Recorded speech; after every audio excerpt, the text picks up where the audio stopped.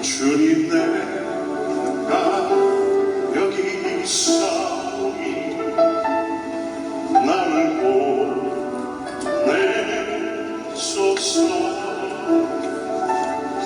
나의 맘 나의 몸 주께 드리오니 주 받으옵소서.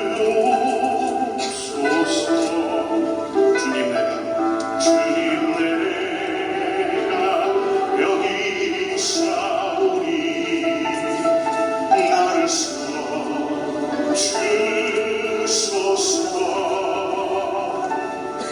가진 것 모두 다 주께 드리오니 주 받으옵소서.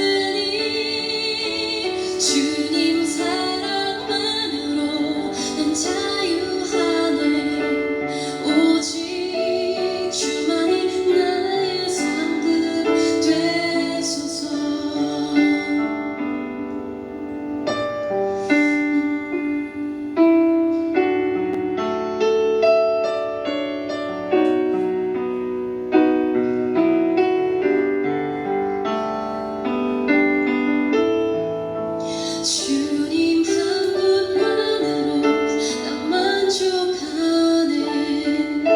이 세상 어느 곳과도 비교할 수 없으니 주님 사랑만으로 난 자유하네.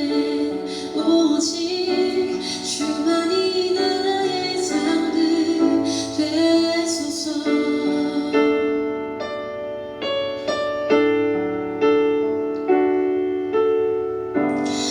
오직 주만이 나의 상급 되소서.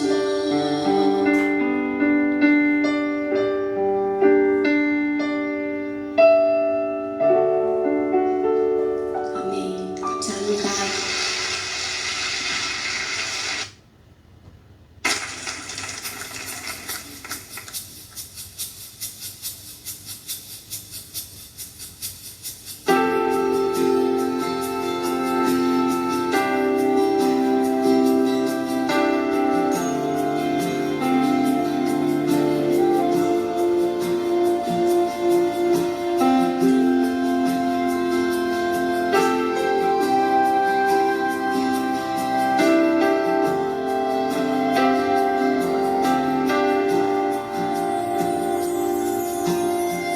주께서 지으신 모든 세계 그 영광 볼 때에 감출 수 없는 그 아름다움 나의 노래 되네.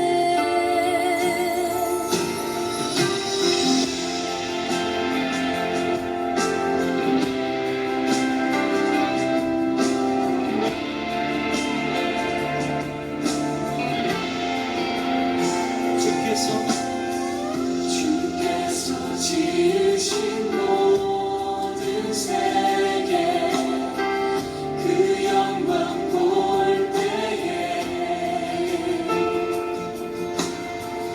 감출 수 없는 그 아름다움 나의 노래 되네. 주 얼굴 대할 때에 내 영혼 송축해. 아름다운 그 이름 내 영혼 선포해. 여호와 주님 주의 이름이 온 땅 가운데 어찌 아름다운지요. 여호와 주님 주의 이름이 온 땅 가운데 어찌 아름다운지요. 아름다우신 주님의 성품 겸손하신 사랑 비교할 수 없는 그의 이름 영원히 노래해. 주 얼굴 대할 때에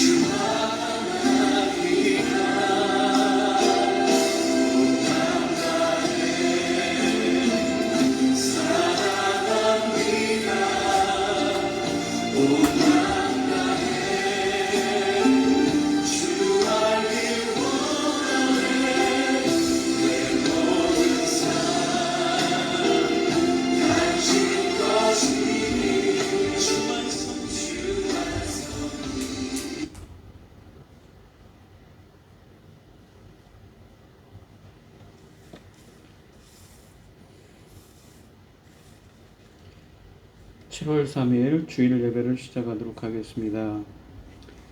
여호와는 나의 목자시니 내게 부족함이 없으리로다. 그가 나를 푸른 풀밭에 누이시며 쉴만한 물가로 인도하시는도다. 내 영혼을 소생시키시고 자기의 이름을 위하여 의의 길로 인도하시는도다. 내가 사망의 음침한 골짜기로 다닐지라도 해를 두려워하지 않을 것은 주께서 나와 함께 하심이라. 주의 지팡이와 막대기가 나를 안위하시나이다. 아멘. 참 감사하신 하나님, 저희들을 청소전에 택정하시고 여기까지 인도해 주셔서 감사를 드립니다. 오늘 예배 가운데 임재하여 주시고 이 예배가 신령과 진정으로 드려지는 예배가 되게 하여 주시옵소서. 이 모든 말씀 거룩하신 예수님 이름으로 기도합니다. 아멘. 찬송가 1장입니다. 만복의 근원 하나님, 온 백성 찬송 드리고 저 천사여 찬송하세. 찬송 성부 성자 성령. 아멘. 사도신경으로 신앙 고백하시겠습니다. 전능하사 천지를 만드신 하나님 아버지를 내가 믿사오며 그 외아들 우리 주 예수 그리스도를 믿사오니 이는 성령으로 잉태하사 동정녀 마리아에게 나시고 본디오 빌라도에게 고난을 받으사 십자가에 못 박혀 죽으시고 장사한 지 사흘 만에 죽은 자 가운데서 다시 살아나시며 하늘에 오르사 전능하신 하나님 우편에 앉아 계시다가 저리로서 산자와 죽은 자를 심판하러 오시리라. 성령을 믿사오며 거룩한 공예와 성도가 서로 교통하는 것과 죄를 사하여 주시는 것과 몸이 다시 사는 것과 영원히 사는 것을 믿사옵나이다. 아멘. 교동문 23번입니다. 제가 먼저 읽겠습니다.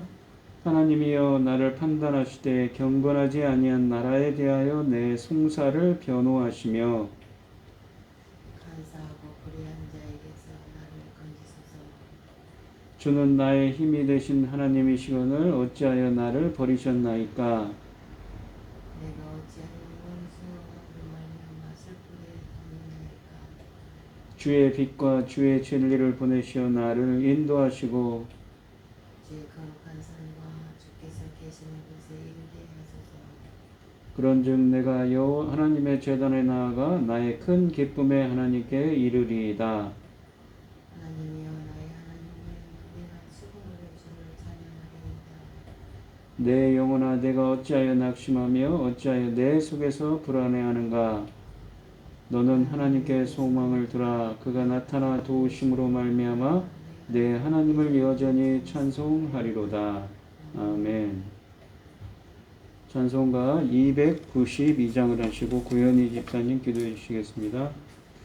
주 없이 살 수 없네 죄인의 구주여. 그 귀한 복의 피로 날 구속하소서. 구주의 사랑으로 흘리신 보혈이 내 소망 나의 위로 내 영광 됩니다. 주 없이 살 수 없네 나 혼자 못 서리. 힘없고 부족하며 지혜도 없도다. 내 주는 나의 생명 또 나의 힘이라. 주님을 의지하여 지혜를 얻으리. 주 없이 살 수 없네. 내 주는 아신다.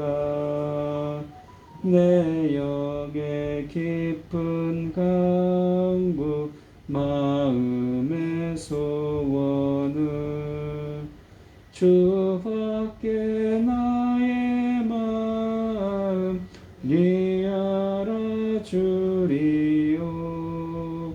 내 마음 위로하사 평온케 하시네. 주 없이 살 수 없네. 세월이 흐르고 이 깊은 고독 속에 내 생명 끝나도 사나운 풍랑일 때 날 지켜주시니 내 곁에 계신 주님 늘 힘이 됩니다.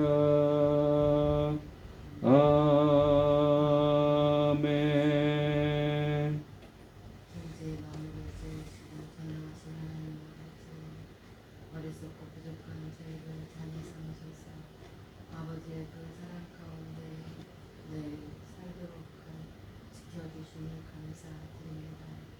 어지럽고 복잡한 세상에서도 오늘 이 시간 하나님께 예배할 수 있도록 인도하셨으니 감사합니다. 전능하신 하나님 아버지, 세상에는 온갖 복잡한 일이 어지럽습니다. 그럴수록 저희는 반드시 오직 하나님을 기뻐하시는 길로만 살면서 하나님을 기뻐하시는 일을 하고 아버지 앞에 가기를 소원합니다. 이 세상에 저희 나라를 이런 상황에서 저희 나라를 제대한 나라를 세우셨습니다. 너무너무 감사합니다. 참 감사하고 아버지 앞에 갈 수 있도록 도와주시옵소서. 사랑의 하나님 아버지, 이렇게 어지럽고 이렇게 복잡한 시대에 하나님을 알지 못했다니, 하나님께서 저희를 붙잡아 주시지 않았다니 과연 이 어려움을 견딜 수 있을까 생각합니다. 아버지, 저희는 항상 하나님의 말씀을 듣고 하나님의 뜻을 아버지를 쫓아서 한 발짝도 아버지의 뜻을 어기거나 다른 길을 가지 않도록 모든 것을 동원하여 하나님 기뻐하신 길로 가기를 소원하오니 하나님 지켜주시고 친히 인도하여 주시옵소서. 아버지 하나님, 세상이 어지러울수록 저희 나라를 제대한 나라 삼아주신 것이 얼마나 귀하고 감사한 일입니다. 사명이 얼마나 중요한지 그 무게가 갈수록 더합니다. 이 사명 잘 감당하고 아버지 앞에 갈 수 있도록 도와주시옵소서. 아멘. 이 시간 아버지 하나님, 당신의 사랑하는 판단의 말씀을 들고 섰습니다. 그 말씀은 우리를 그리스도의 신부로서 단장하는 말씀들입니다. 아버지 하나님, 잘 단장되어 하나님 기뻐하시는 열매로 나올 수 있다면 얼마나 우리 하나님께서 기뻐하실까요? 한 말씀도 땅에 떨어지지 않고 아버지 하나님 잘 저희가 새기고 아버지 하나님 뜻대로만 잘 열매로 맺어질 수 있도록 저희를 이끌어 주시옵소서. 이끌어 주시어서 저희 귀와 마음을 아버지 하나님 잘 감당할 수 있도록 도와주시옵소서. 이 모든 말씀 엉망 죄악 가운데에서 저희를 구원하여 주시오 예수 그리스도 이름으로 기도합니다. 아멘. 오늘 함께 하실 하나님의 말씀은 누가복음 5장 27절로 39절 말씀입니다. 누가복음 5장 27절로 39절입니다. 교독을 하도록 하겠습니다. 제가 먼저 읽겠습니다. 그 후에 예수께서 나가사 레위라 하는 세리가 세관에 앉아 있는 것을 보시고 나를 따르라 하시니, 모든 것을 버리고 일어나 하늘 따르니라. 레위가 예수를 위하여 자기 집에서 큰 잔치를 하니 세리와 다른 사람이 많이 함께 앉아 있는지라. 바리새인과 그들을 세리가 우리 그 제자들을 비방하되 이르되 너희가 어째 세리와 주인과 함께 먹고 마시느냐. 예수께서 대답하여 이르시되 건강한 자에게는 의사가 쓸데없고 병든 자에게라야 쓸데 있나니 내가 의를 부르고 저희를 회개시키게 하느라 그들이 예수께 말하되 요한의 제자는 자주 금식하며 기도하고 바리새인의 제자들도 또한 그리하되 당신의 제자들은 먹고 마시나이다. 예수께서 그들에게 이르시되 혼인집 생명이 신랑과 함께 있을 때 너희가 그 소품으로 금식하게 할 수 있느냐. 그러나 그날에 이르러 그들이 신랑을 빼앗기리니 그날에는 금식할 것이니라. 그리고 이르시되 새 옷에서 한 조각을 찢어 낡은 옷에 붙이는 자가 없나니 만일 그렇게 하면 새 옷을 찢을 뿐이라 또 새 옷에서 찢은 그 조각이 낡은 것에 어울리지 아니하리라. 새 포도주를 낡은 가죽 부대에 넣는 자가 없나니 만일 그렇게 하면 새 포도주가 부대를 터뜨려 포도주가 쏟아지고 부대도 못 쓰게 되리라. 새 포도주를 새 부대에 넣어야 할 것이니라. 묵은 포도주를 마시고 새 것을 원하는 자가 없나니 이는 묵은 것이 좋다 함이니라. 아멘. 찬송가 407장입니다. 구주와 함께 나 죽었으니 구주와 함께 나 살았도다. 영광의 그날이 이르도록 언제나 주만 바라봅니다. 언제나 주는 날 사랑하사 언제나 새 생명 주시나니 영광의 그날이 이르도록 언제나 주만 바라봅니다.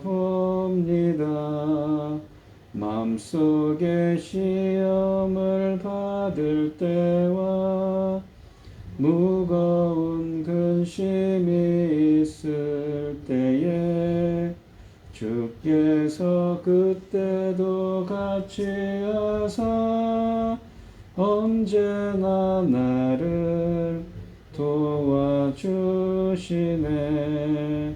언제나 주는 날 사랑하사 언제나 새 생명 주시나니 영광의 기약이 이르도록 언제나 주만 바라봅니다. 뼈 아픈 눈물을 흘릴 때와 쓰라린 마음으로 탄식할 때 주께서 그때도 같이 하사 언제나 나를 생각하시네.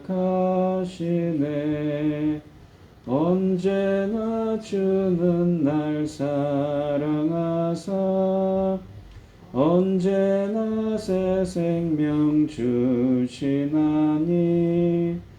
영광의 기약이 이르도록 언제나 주만 바라봅니다.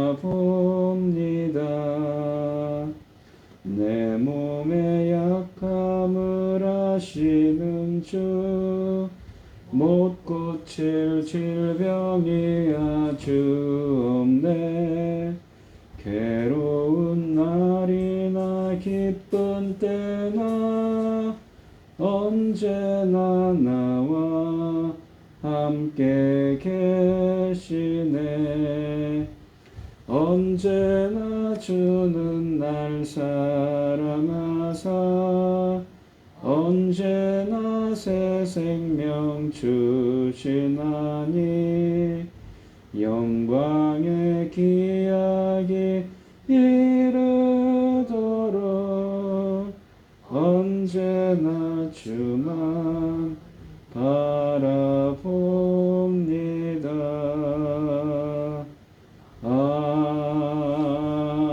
아멘.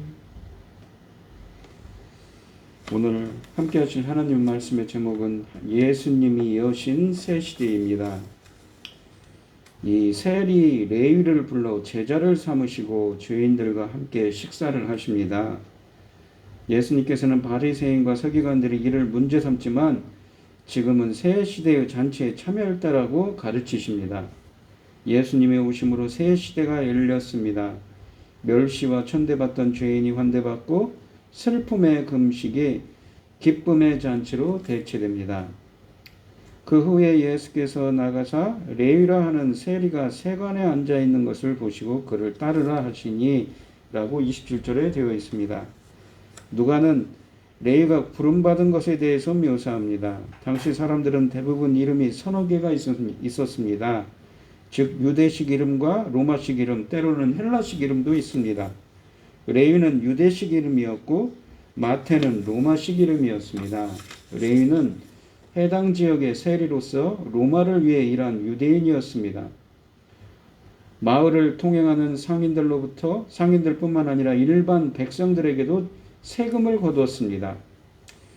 대부분의 유대인들은 세리들을 증오하였습니다. 그들은 사람들을 속이는 일로 악명이 높았고 로마를 지지하며 부정한 이방인들과 끊임없이 접촉하였기 때문입니다. 세리들은 그들이 징수한 세금에 따라 수수료를 받았기 때문에 대부분의 세리들은 사람들에게 세금을 과도하게 부과하고 그 이윤을 착취했다고 합니다. 세리들이 세례 요한에게 무엇을 해야 하는지 물었을 때 이 누가복음 3장 13절에서 세례 요한은 정한 세 외에는 징수하지 말라고 말하였습니다. 세리가 된 유대인들은 그들의 가족과 친구들의 수치였고 회당에서 출고되었습니다. 그런데 길을 가다가 예수님은 레위를 찾아내셨습니다.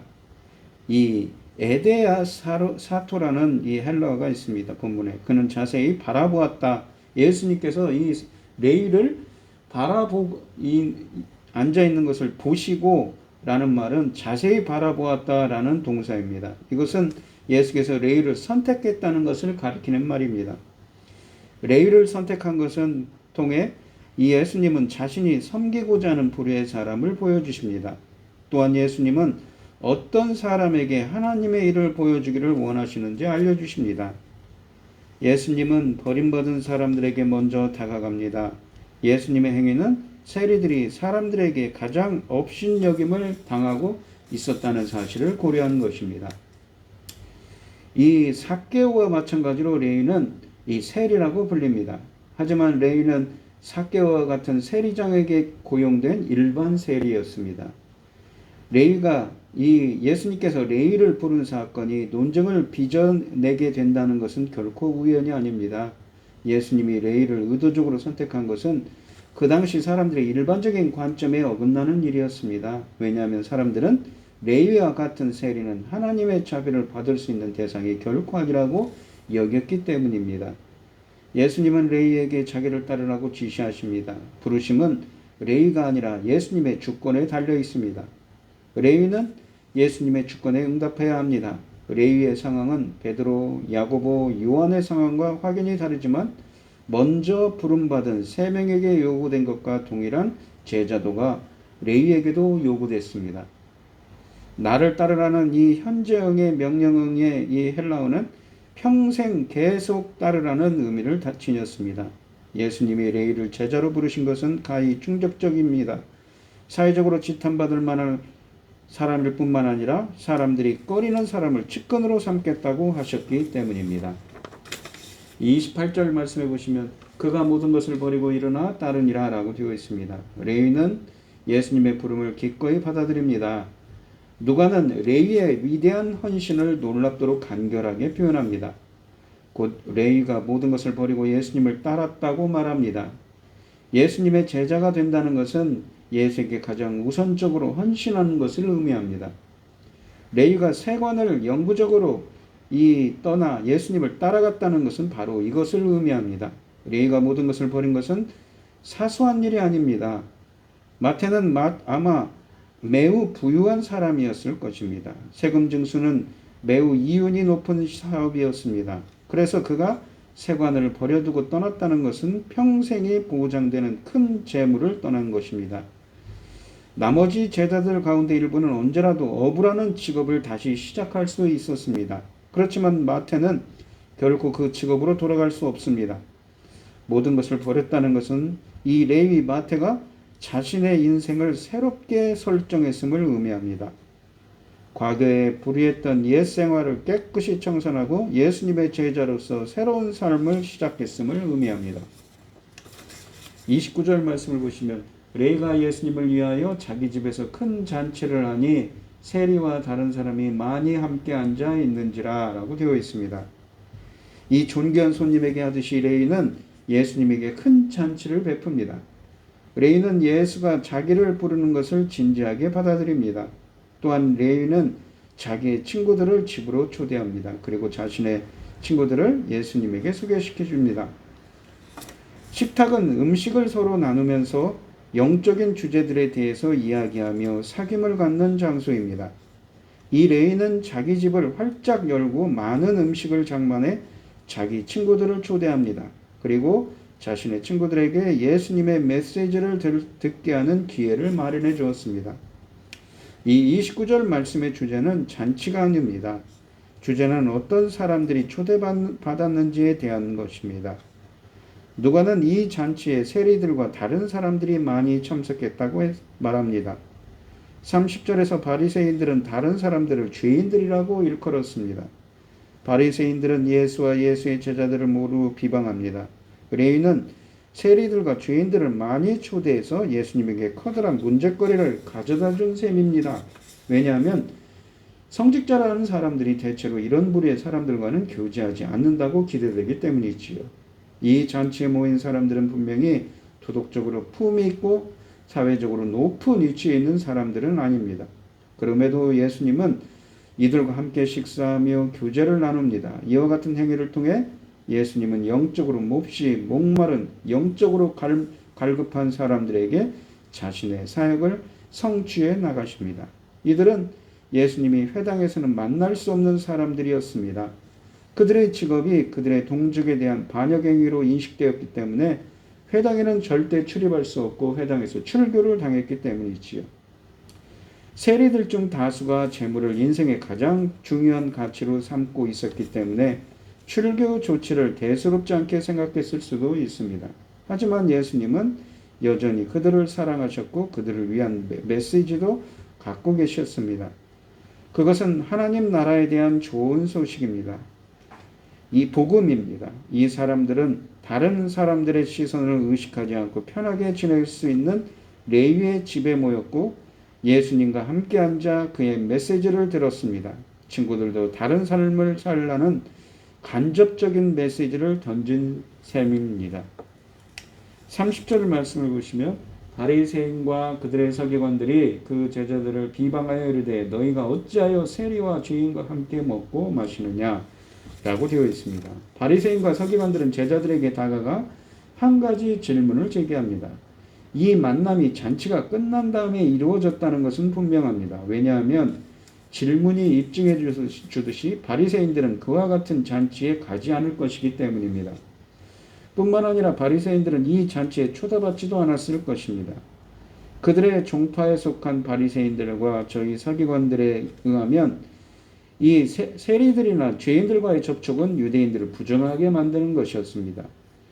이 죄인이라는 용어 속에는 부도덕한 이교도들 뿐만 아니라 율법을 배우지 않고 바리새인들의 엄격한 기준을 지키지 않는 일반 백성들도 포함되어 있습니다. 바리새인들은 이 사람들을 악하고 하나님의 뜻에 이배되는 사람들이라고 생각합니다. 이는 그들이 정결례식을 지키지 않았기 때문입니다. 율법에 정해진 그러한 의식들을 지켜야만 함께 먹을 수 있다고 생각했습니다. 그러므로 그러한 사람들과 함께 먹고 마시는 것은 특별히 가증스러운 일이었습니다. 같이 식사하며 교제한다는 것은 친밀한 사이를 의미였고 동질의식을 공유한다는 의미입니다. 바리새인들은 그러한 사람들과는 전혀 상종도 하지 않으려 했습니다. 하지만 예수님은 그렇지 않았습니다. 그들은 예수님의 제자들에게 어떻게 예수님이 그러한 주장을 할 수 있으며 사회에서 가장 멸시받는 그런 죄인들과 부정한 자들과 교제를 할 수 있느냐고 불평합니다. 그래서 그 제자들을 비방하여 가로되라고 말합니다. 여기서 죄인에 대한 관점의 차이를 볼 수 있습니다. 바리새인들은 그들의 율법 해석과 적용을 어긴 사람을 죄인이라고 합니다. 그러므로 그들은 자신들이 만들어낸 기준으로 의인과 죄인을 판단하고 있습니다. 참고로 말씀드리면 성경에 있는 율법뿐만 아니라 미시나라고 해서 장로들의 유전이 있습니다. 그 유전을 가지고 특히 이 유대인들은 판단을 했지요. 바리새인과 서기관들은 예수님을 직접 비방하지는 못하고 예수님의 제자들을 비방합니다. 예수님을 우회적으로 비난한 것이지요. 31절 말씀해 보시면 예수께서 대답하여 이르시되 건강한 자에게는 의사가 쓸데없고 병든 자에게라야 쓸데있나니 라고 말씀하십니다. 예수님의 답변에는 영적인 풍자가 들어 있습니다. 예수님은 바리새인들과 직접 부딪히려고 하지 않습니다. 스스로 판단하기에 건강한 자들로서 이 바리새인들은 자신들을 고침을 받을 필요가 있는 대상으로 받아들일 준비가 되어 있지 않았습니다. 이 바리새인들은 자신들이 영적으로 병들어 있다는 것을 인정하지 않습니다. 그러나 예수님의 관심은 자기 자신을 죄인이라 고백하는 사람들에게 있습니다. 스스로 의롭다 생각하며 교만한 사람들은 예수님의 관심 대상이 될 수 없습니다. 예수님은 이 말씀을 통해 병자가 의사를 필요로 하는 것처럼 죄인들에게는 하나님의 긍휼이 필요하다는 것을 강조하십니다. 이 예수님이 세리와 죄인들과 함께 하시는 것은 하나님의 긍휼이 필요한 그들에게 자비를 베풀기 위해서라는 의미입니다. 반면에 바리새인과 서기관들은 자신들이야말로 영적으로 가장 건강하다고 자부하는 자들입니다. 그러므로 예수님은 그들과 함께 식사하실 필요가 없습니다. 왜냐하면 예수님은 병든 자를 위해서 오셨기 때문이지요. 32절에 보시면 내가 의인을 부르러 온 것이 아니요 죄인을 불러 회개시키러 왔노라 라고 말씀하십니다. 예수님은 의사에 대한 언급을 예수님의 사명과 연결시키면서 보다 자세하게 말합니다. 예수님의 복음 사역은 의인들이 아니라 죄인들을 대상으로 삼고 있습니다. 예수님의 복음 전파가 목적으로 삼는 것은 죄인들을 불러 회개시키는 것입니다. 이 목적은 왜 예수님이 특별히 죄인들에게 관심을 기울이는지 우리로 하여금 깨닫게 해줍니다. 스스로 의롭다고 판단하는 사람들은 회개할 수 없습니다. 오직 자신이 죄인이라고 인정하는 사람만이 회개할 수 있습니다. 따라서 32절의 내용은 31절의 내용과 밀접하게 연결되어 있습니다. 이 바리새인들은 자신들을 건강한 사람들, 곧 의인들이라고 생각했습니다. 반면에 예수님은 바로 병든 자들과 죄인들을 찾아 고쳐주고 회개시키려고 합니다. 그래서 병든 자들과 죄인들이 온전한 삶을 살도록 이끌어줍니다. 31절에서 예수님의 말은 비유적으로 표현되어 있습니다. 곧 바리새인들의 관점을 반영하는 것이지요. 여기서 예수님이 스스로 의인들이라고 인식하는 바리새인들의 관점을 인정하는 것이 아닙니다. 오히려 예수님은 도움이 절박하게 필요하다고 스스로 깨닫는 사람들에게 가서 그들의 문제점들을 본질적으로 해결해 줍니다. 바리새인들을 이미 의인들이라고 인정하기 때문에 예수님이 바리새인들을 홀로 내버려 두는 것이 아닙니다. 반면에 바리새인들은 자신들이 영적인 측면에서 의사를 필요로 한다는 것을 인정하지 않습니다. 바리새인들의 마음의 문은 굳게 닫혀 있습니다. 회개라는 것은 마음과 가치관이 근본적으로 변화되는 것을 뜻합니다. 회개의 기원은 구약 성경에서 보시면 이 히브리어로 슈브라는 돌이키다라는 히브리어의 개념과 마찬가지로 삶의 방향을 바꾸어 주는 것으로서 마음의 변화는 예수뿐만 아니라 하나님을 영접하는 것을 의미합니다. 그러니까 이 마음을 하나님께로 돌이키는 것이지요. 생각과 삶의 방향을 하나님께 향하게 한다는 것은 무엇을 의미하는가요? 그것은 하나님 앞에서 겸손하게 마음을 열고 자신들의 이전의 생활 방식에 대해서 낱낱이 자신의 죄에 대해서 고백하는 것입니다. 예수님은 사람들이 하나님께 긍정적으로 반응할 것을 요구했습니다. 또한 예수님은 그들이 하나님 앞에서 죄인들이라는 사실을 인정해야만 한다고 요구합니다. 그리고 하나님의 도우심이 절실하게 필요하다는 것을 깨달아야 한다고 말합니다. 그러면서 예수님은 또한 다음과 같이 선포합니다. 누구든지 진정으로 겸손히 마음을 활짝 열고 하나님께 나아오면 그 사람은 하나님의 은혜와 용서를 받을 수 있다는 것입니다. 자신들이 병든 자라고 인정하는 사람들은 매우 위대한 의사이신 예수께 나아와야 합니다. 그러면 예수님은 권능으로 자기에게 나온 사람들을 낫게 해주고 변화시켜 주실 것입니다. 이 의사와 관련한 비유적인 이러한 표현들은 우리가 영적인 의사에게 진찰을 받고 고침을 받아야 할 필요성이 있다는 사실을 절실하게 인정해야 한다는 것을 알게 해줍니다.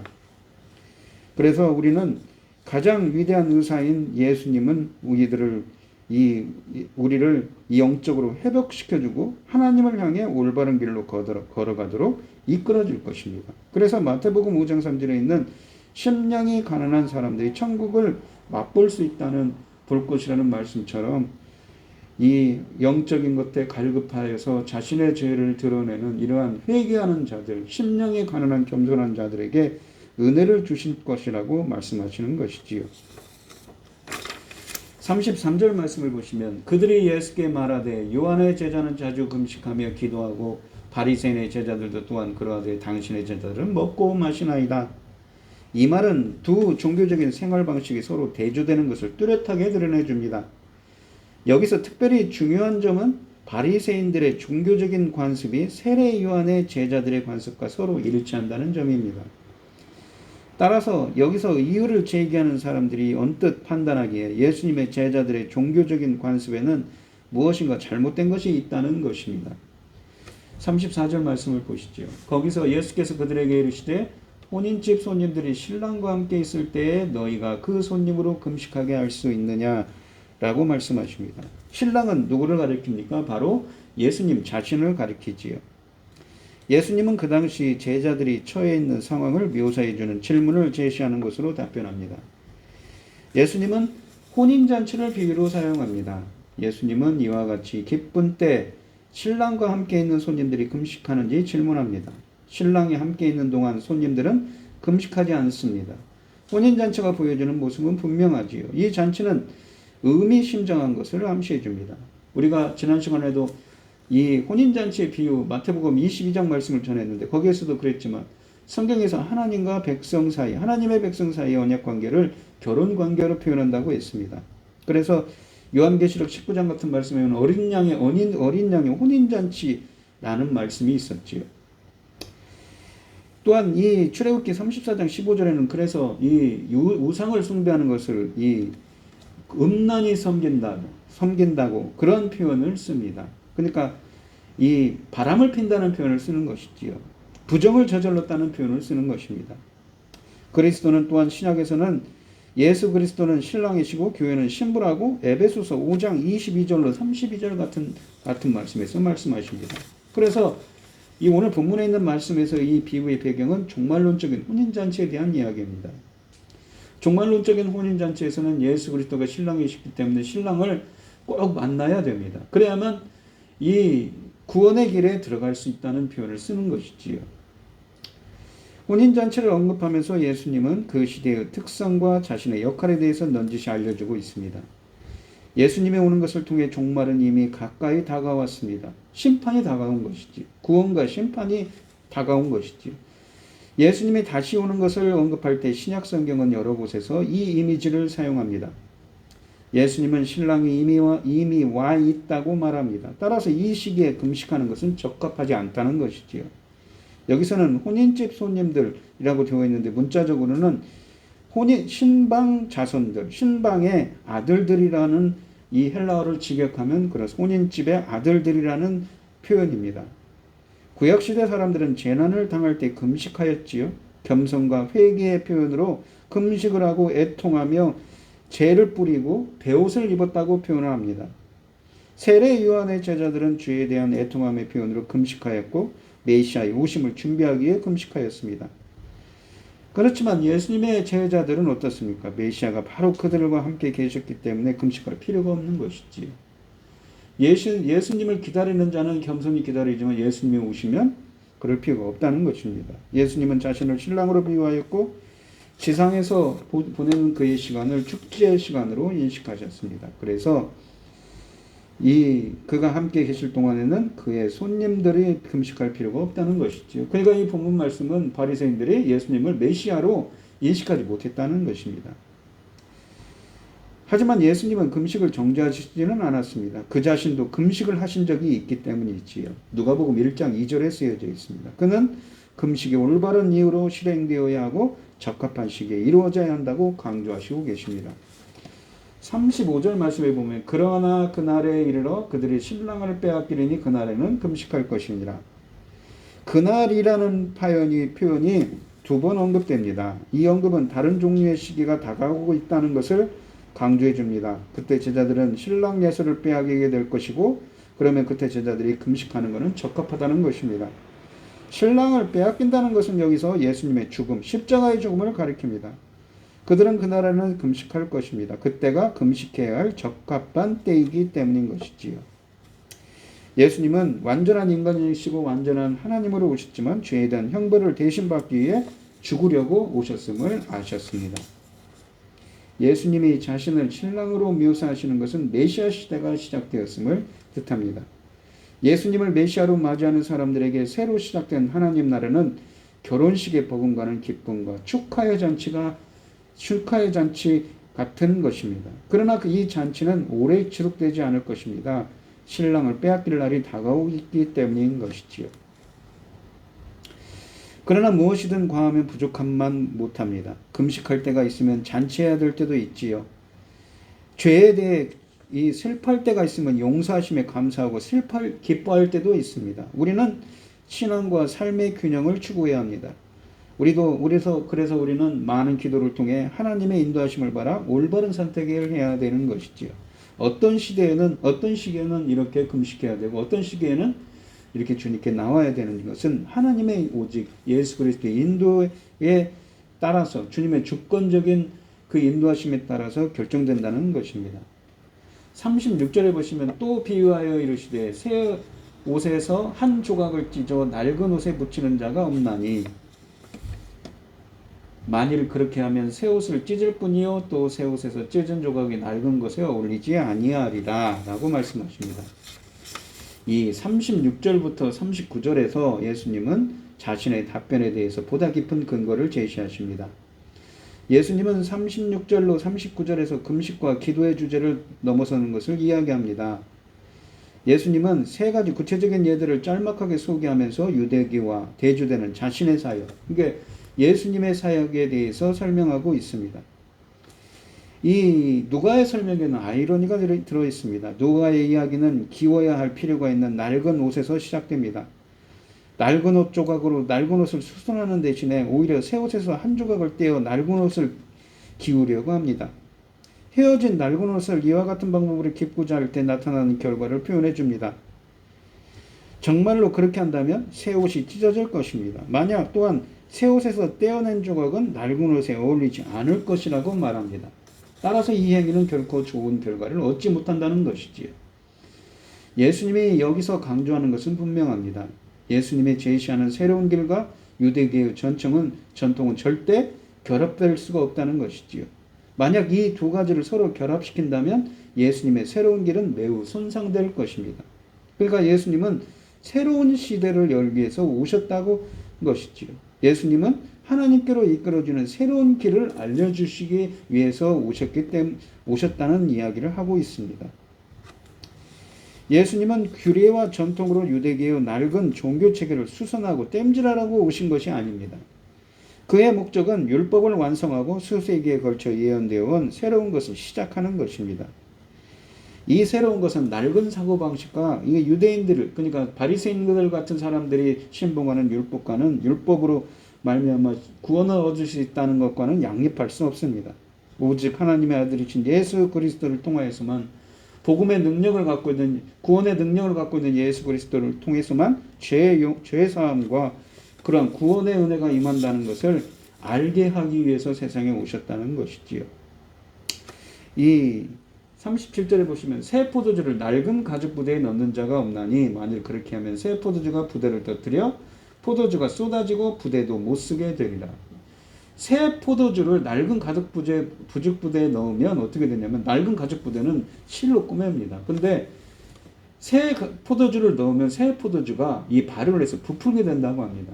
근데 새 가죽 부대라면 어떻겠습니까? 그것이 탄력이 있겠죠. 그래서 이렇게 늘어납니다. 근데 낡은 가죽 부대는 뻣뻣하기 때문에 어떻습니까? 터져버린다는 이야기를 하고 있는 것입니다. 아무도 새 포도주를 낡은 가죽 부대에 넣지 않습니다. 포도주를 담는 부대는 대체로 양이나 염소 가죽으로 만들었는데 뻣뻣해지기 때문에 그렇게 된다는 이야기를 하고 있는 것이지요. 이 경우에 포도주가 흘러나와서 쓸모없게 된다는 것은 분명합니다. 두 가지를 모두 손상시키지 않고 유대교의 옛 길과 예수님의 새로운 길을 서로 혼합할 수가 없습니다. 이 설명을 통해 예수님은 이전의 비유적인 설명을 더욱 확대시키는 것이지요. 이 복음은 완전히 새로운 길을 제시합니다.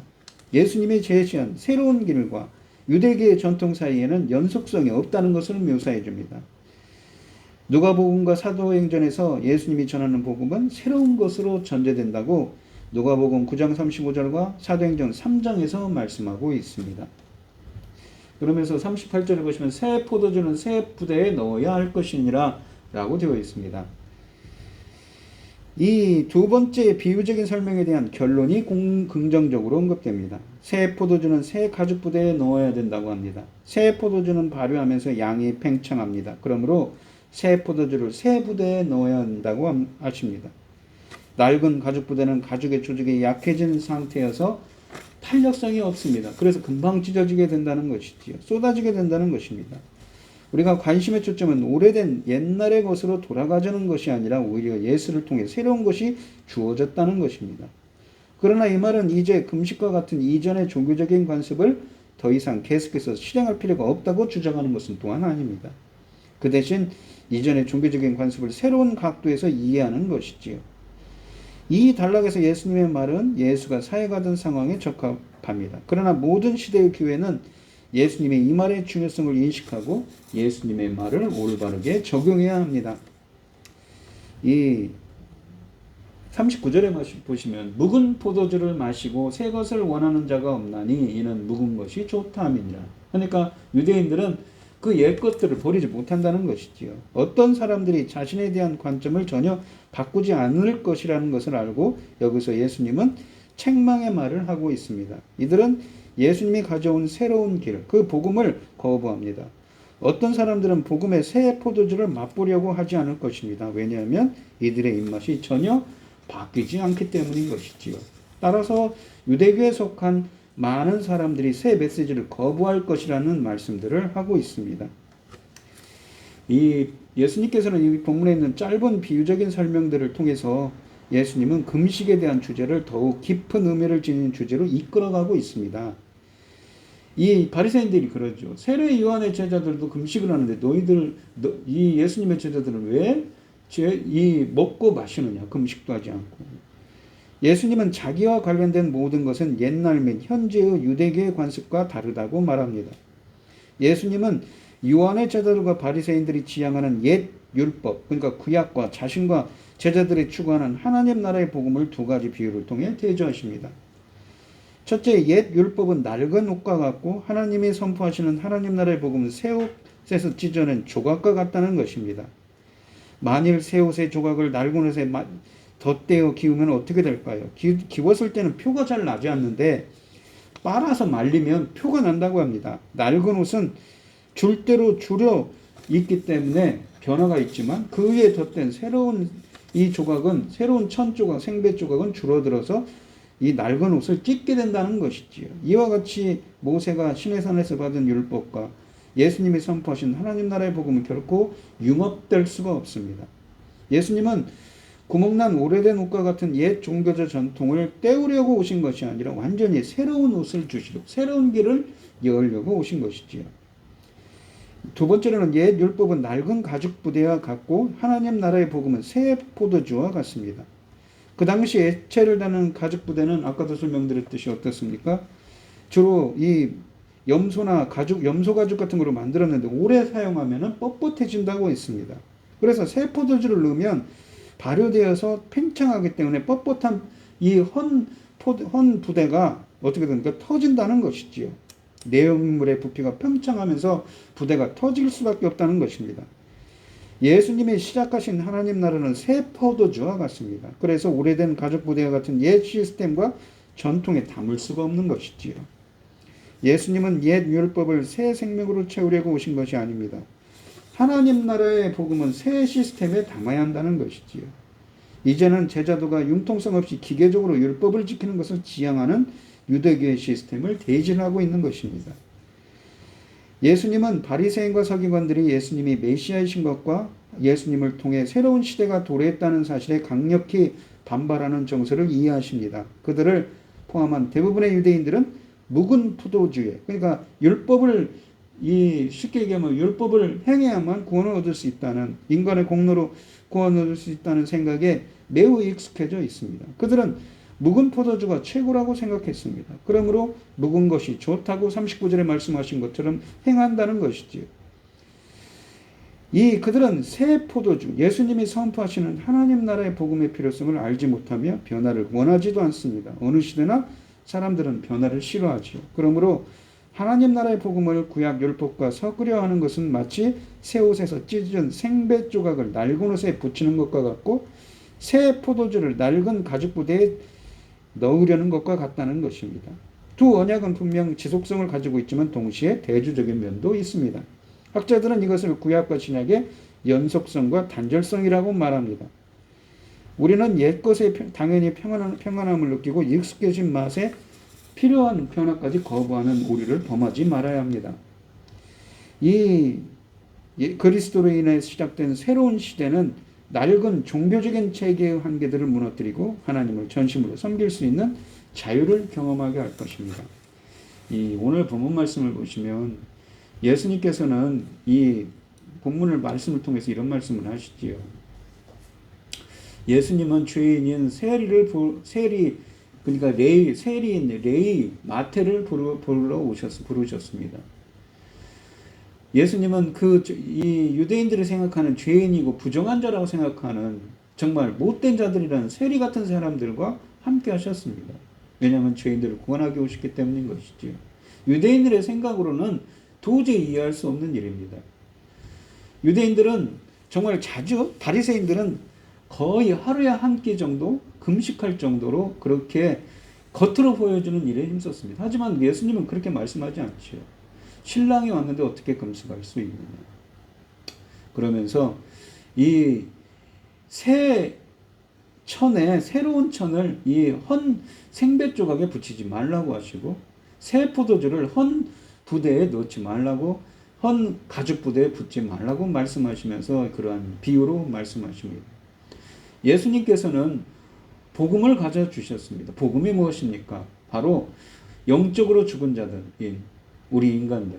로마서 1장 2절로 4절에 있는 이 죄와 허물로 말미암아서 구원할 수 없는 우리 인간들을 구원하시는 예수 그리스도의 구원의 능력인 것이지요. 바로 성령을 베풀어 줄 수 있는 그 능력으로 말미암아 생명을 얻을 수 있게 하는 그 능력입니다. 그 능력은 바로 예수님이 갖고 있는 복음의 능력인 것이지요. 이런 새 시대가 도래했기 때문에 옛것과는 절대 양립할 수 없음을, 새로운 시대가, 복음의 시대가 도래했음을 말씀하고 계시는 것이지요. 우리도 이 예수님의 잔치에 참여하는 여러분들이 되시길 바랍니다. 복음의 능력으로 정말 변화되는 삶이 되시기를 바랍니다. 우리의 인간들의 생각이 아니라 하나님의 생각으로 말미암아서 그러한 새로운 시대를 여신 예수님이셨습니다. 그 새로운 길을 여신 예수님을 동행하는 여러분들이 되시고 주님께 영광 돌릴 수 있는 우리 성도님들이 되시기를 축원드리겠습니다. 기도하겠습니다. 하나님 아버지 감사합니다. 오늘 본문의 말씀에서 예수님께서는 이렇게 말씀하십니다. 나는 새로운 길을 열러 오셨다고 말씀하십니다. 유대인들은 수천 년간 율법을 행해야만, 그러한 철저하게 율법을 그 구약부터 정한 뿐만 아니라 미시나라고 해서 장로들의 유전들까지도 철저히 지켜야만 구원을 얻을 수 있다는 생각에 사로잡혀 있었습니다. 하지만 예수님은 어떻습니까? 바로 구원자이신 창조주이시며 구속주이시며 심판주이신 예수 그리스도 그 복음의 능력으로만 구원을 얻을 수 있다고 말씀하시면서 왜 금식하지 않느냐라는 말에 어떻게 신랑집 친구들이 손님들이 신랑이 있는데 어떻게 금식할 수 있느냐 말을 하면서 이렇게 두 가지 비유로 말씀하십니다. 세술은 세부대에 구한다는 것이지요.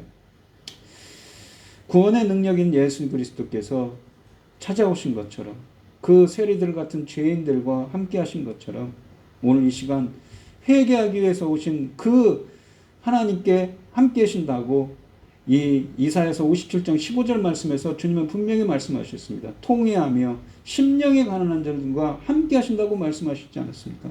마태복음 5장 3절에 있는 말씀처럼 하나님 영적인 것에 갈급한 자들, 겸손히 주님의 은혜를 구하는 자들과 함께 하신다고 하지 않으셨습니까?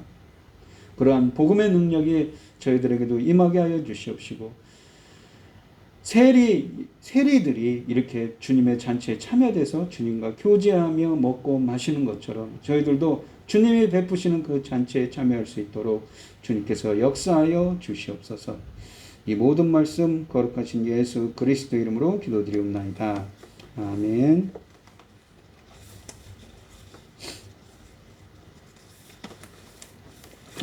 찬송가 408장입니다. 나 어느 곳에 있든지 늘 마음이 편하다.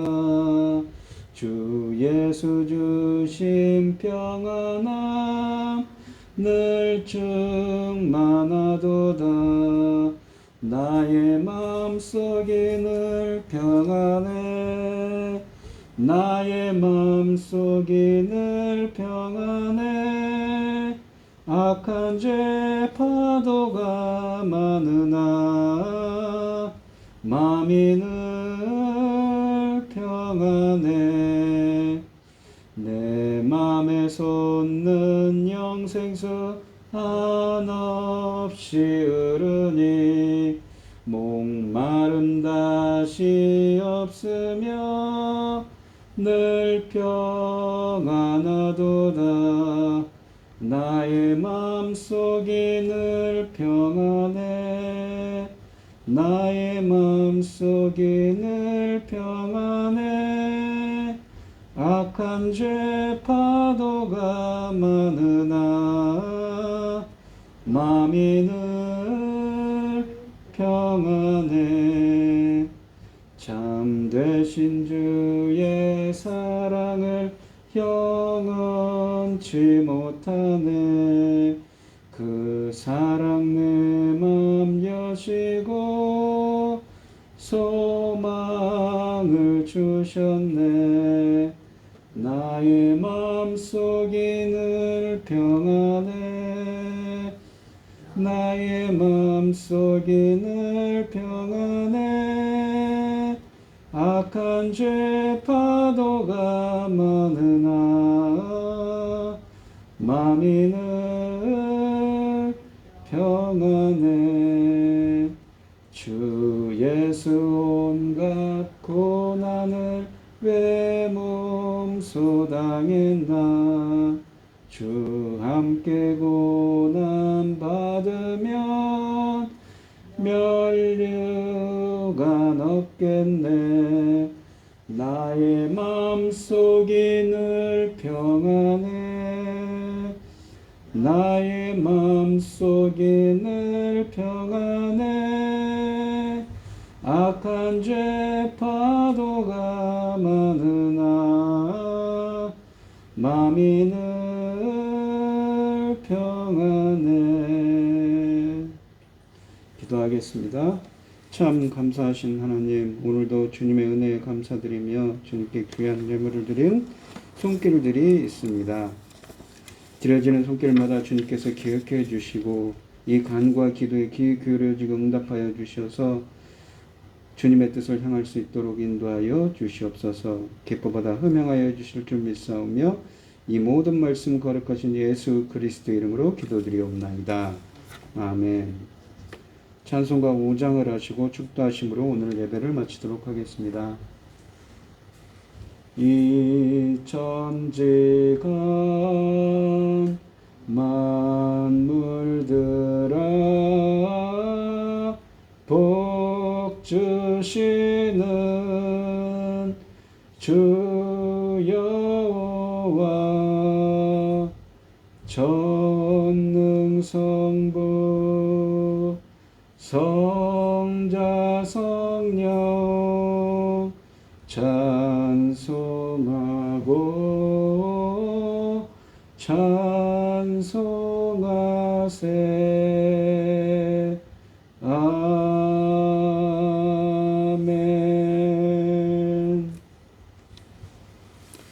이제는 주 예수 그리스도의 은혜와 하나님의 극진하신 사랑과 성령의 교통하심이 성도들 머리 위에 이제로부터 영원히 함께 있을지어다. 아멘.